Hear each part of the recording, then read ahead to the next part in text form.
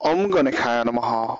নমস্কাৰ প্ৰিয় শ্ৰোতা দৰ্শক, সকলোৰে প্ৰত্যেকটো দিন সৰ্বাংগ সুন্দৰ, শুভ আৰু মংগলময় হওক তাৰ কামনাৰে আৰম্ভ কৰিছো আজিৰ বিশেষ ৰাশিফল। অহা এক বছৰ পৰ্যন্ত কোনো বৰদানৰ কম নহব বুলি কোৱা হৈছে। সৌভাগ্যৰ দৰ্জা খোল খাব পৃথিৱীৰ সবাতোকৈ ভাগ্যশালী তিনিটাকৈ বিশেষ ৰাশিৰ।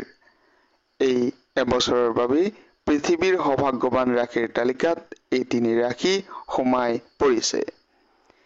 পৃথিৱীৰ ভিতৰতে সকলোতকৈ সুখী, শান্তিৰ, সম্প্ৰীতিৰ বাতাবৰণ থাকিব এইকেইটা ৰাশিৰ হাতত। পোনপটীয়াকৈ যদি আমি কব বিচাৰো তেনেহলে লাকি ৰাশি বুলিও কব পাৰি।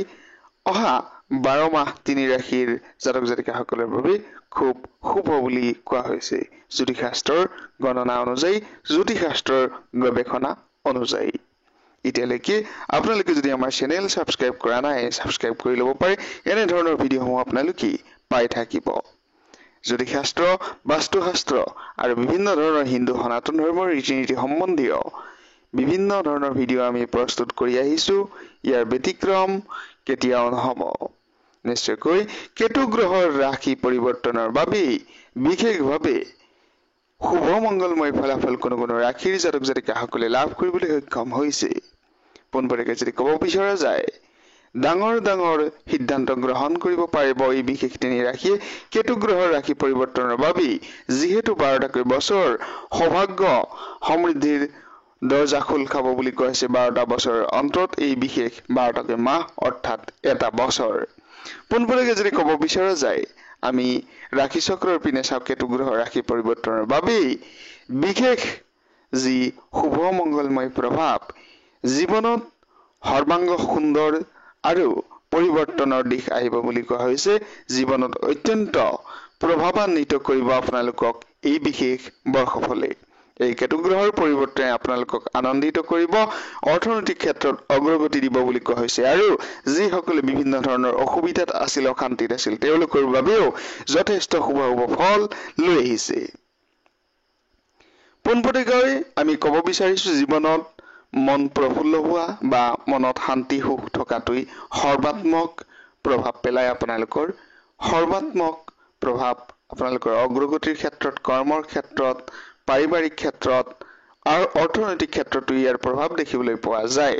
আপোনাৰ মন সুন্দৰ হলেই আপোনাৰ কৰ্ম কৰিবলৈ মন যাব আৰু আপুনি কৰ্মৰ ক্ষেত্ৰত অগ্ৰগতি কৰিলেই অৰ্থনৈতিক ক্ষেত্ৰ নিশ্চয়কৈ ভাল হব। বিশেষ বিশেষ ৰাশিৰ জাতক জাতিকাসকলৰ প্ৰভাৱ যি বিস্তাৰ কৰা বুলি কোৱা হৈছিল, প্ৰথম সৌভাগ্যৱান ৰাশিৰ বিষয়ে কবলৈ গলে বৃশ্চিক ৰাশিৰ জাতক জাতিকাসকল প্ৰথম সৌভাগ্যৱান ৰাশি হিচাপে বিবেচনা কৰা হৈছে। বৃশ্চিক ৰাশিৰ জাতক জাতিকাসকলে লাভ কৰিব অগ্ৰগতি আৰু বৃশ্চিক ৰাশিৰ জাতক জাতিকাসকলৰ বাবে কেতু গ্ৰহৰ ৰাশি পৰিৱৰ্তন জীৱনত আপোনালোকৰ বাবে বিৰাট বিস্তৰ প্ৰভাৱ লৈ আহিব বুলি কোৱা হৈছে। এয়া অৰ্থনৈতিক ক্ষেত্ৰত, এয়া পাৰিবাৰিক ক্ষেত্ৰত, এয়া শিক্ষাৰ ক্ষেত্ৰত, এয়া দাম্পত্য জীৱনৰ ক্ষেত্ৰতেই নহওক কিয়। সাংস্কৃতিক জগতৰ লগত জড়িত ব্যক্তিসকল, বিভিন্ন চৰকাৰী কৰ্মৰ লগত জড়িত ব্যক্তিসকলৰ বাবেও শুভ মংগলময় ফলাফল দেখা গৈছে। পোনপটীয়াকৈ পাৰিবাৰিক ক্ষেত্ৰত যথেষ্ট উন্নতিৰ যুগ দেখা গৈছে আৰু চাপমুক্ত হব বুলি কোৱা হৈছে বৃশ্চিক ৰাশিৰ জাতক জাতিকাসকল। নতুন কৰ্ম জীৱনৰ আৰম্ভণিত আপোনালোকৰ অগ্ৰগতিৰ শীৰ্ষত থাকিব বুলি কোৱা হৈছে আৰু সন্মান সমৃদ্ধি আপোনালোকৰ থাকিব বুলি কোৱা হৈছে। আহিছো দ্বিতীয় সৌভাগ্যৱান ৰাশিলৈ। পোনপটীয়াকৈ যদি কব বিচৰা যায়, দ্বিতীয় সৌভাগ্যৱান ৰাশিৰ জাতক জাতিকাসকল হৈছে মেষ ৰাশিৰ জাতক জাতিকাসকল। মেষ ৰাশিৰ জাতক জাতিকাসকলৰ বাবে আগন্তুক 12টাকৈ মাহ আপোনালোকৰ বাবে শুভ মংগলময় ফলাফল আছে। ডাঙৰ ডাঙৰ খবৰ, ডাঙৰ ডাঙৰ সিদ্ধান্ত আপোনালোকৰ আহিব, শুভ মংগলময় ফলাফল দেখা গৈছে মেষ ৰাশিৰ জাতক জাতিকাসকলৰ। মেষ ৰাশিৰ জাতক জাতিকাসকলৰ পাৰিবাৰিক ক্ষেত্ৰত, সাংসাৰিক ক্ষেত্ৰত, কৰ্ম ক্ষেত্ৰত, শিক্ষা ক্ষেত্ৰত সৰ্ব প্ৰকাৰৰ অগ্ৰগতিৰ দিশ প্ৰস্তুত হৈছে। পাৰিবাৰিক ক্ষেত্ৰত সৰ্বতো প্ৰকাৰৰ ভাগ্য সমৃদ্ধি আপোনালোকৰ অগ্ৰগতিৰ দিশ আছে। অৰ্থনৈতিক ক্ষেত্ৰত আপোনালোকৰ যদিহে ইয়াৰ পূৰ্বত অসুবিধা আছিল অৰ্থনৈতিক দিশত, তাকৰ পৰিস্থিতি আছিল, সেই পৰিস্থিতিৰ নিশ্চয়কৈ অৱসান হব আৰু অৰ্থনৈতিক ক্ষেত্ৰত আগবাঢ়িবলৈ সক্ষম হব মেষ ৰাশিৰ জাতক জাতিকাসকল।